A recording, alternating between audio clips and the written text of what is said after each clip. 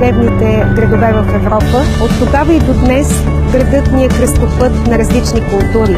Домакин на престижни международни, научни, културни и спортни събития.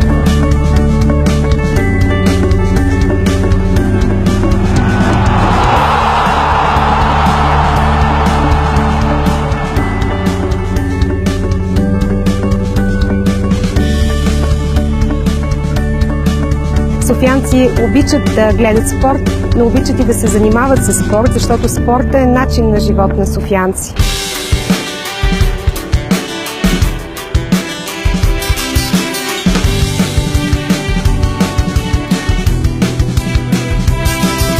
За нас е изключително важно развитието на масовия спорт.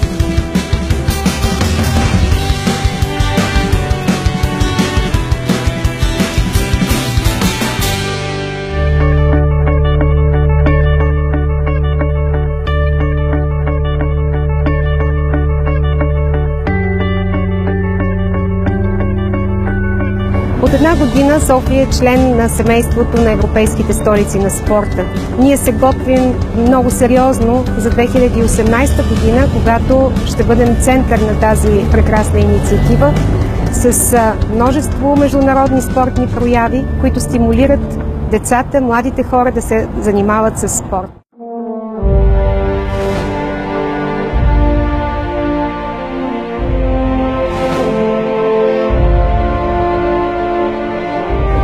София е един от малкото градове в Европа, в който има възможности за спорт през цялата година.